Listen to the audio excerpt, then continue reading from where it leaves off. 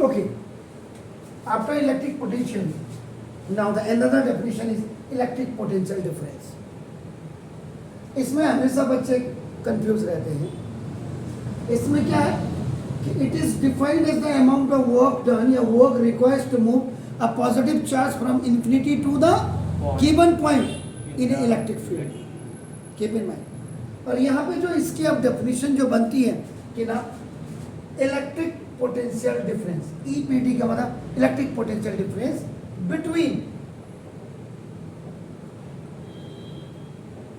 Two points, ये दो points के बीच का डिफरेंस होता है. याद रखिएगा, आपका नाम देखो जैसा तो इस डिफाइंड एज द, ये भी आपका देखो ना amount of work, amount of work आपका नाम या अमाउंट ऑफ वर्क डन, आप जो भी लिखे ना देखो जैसा to move a unit charge, a unit charge from one point to another point.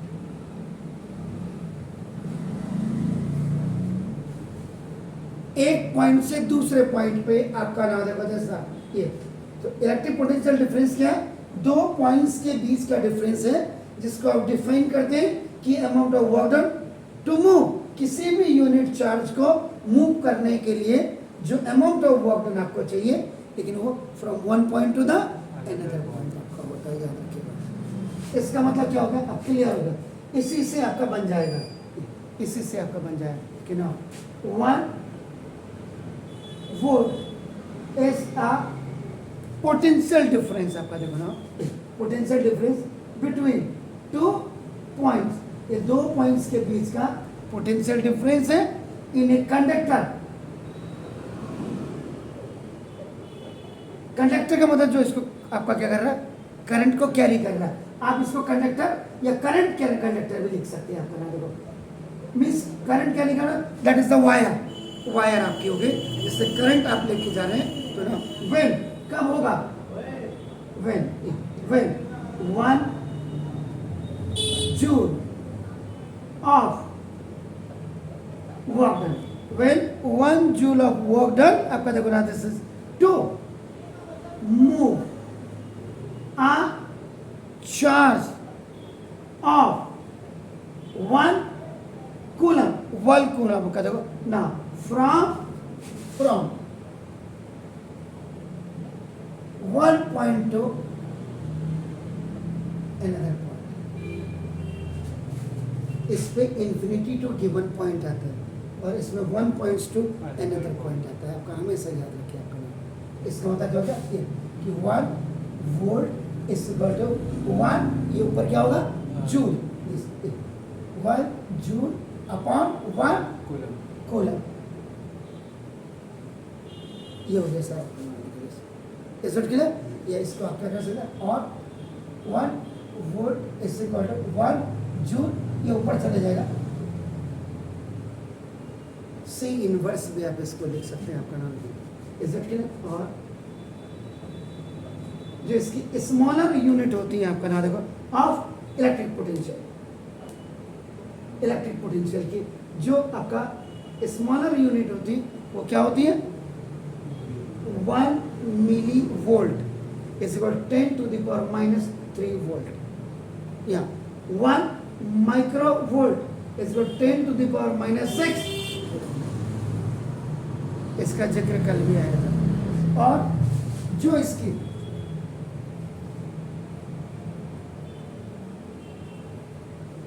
Larger unit होगी, वो लार्जर यूनिट क्या हो 1 किलो वोल्ट. ये देखो ना ऐसे करो 10 टू द पावर 3 वोल्ट, यानी कि 1 किलो वोल्ट पे 1000 वोल्ट होगी. 1000 का मतलब आपका 10 इंटू 10. फिर आप मैथ का फॉर्मूला आपने लगाया x की पावर m इंटू x की पावर n इंटू x की power p. If the bases are same and power are different, they are in multiplication. x की power m plus n plus p, तब जाके 10 की power 1 plus 1 plus 1 is equal to 10 to the power 3. ये ऐसे आता है आपका ऐसे क्या. और उसका 1 mega volt is equal to 10 to the power 3 और इंटू 10 टू द पावर 3 तो 10 टू द पावर 6 वोल्ट होता है. These both are the larger unit, these both are the smaller unit. Is that clear है sir? अब आपका आता है इसमें special note.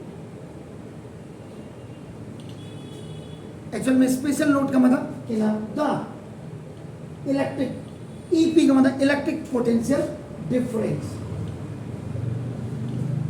Between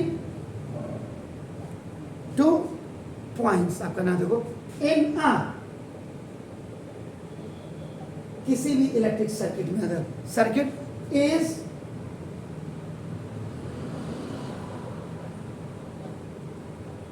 measured by किससे करते हैं आपका measured by a device name voltmeter इसका नाम होता है. आपका नाम देखो and it is always connected parallel in our circuit. अब जैसे आपने किया सर्किट में सीरीज में जब भी होगा आपका देखो ये सीरीज में जब भी होगा तो ये आपका अमीटर लगेगा. अब आपका ये आपका कोई रेसिस्टर है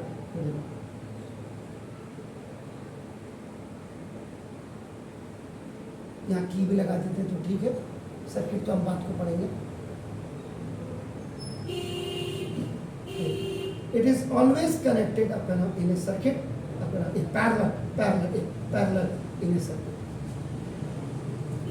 ये अपना तो name of the device which generally measure the electric potential difference, that is the voltmeter. Is it clear? Please do it.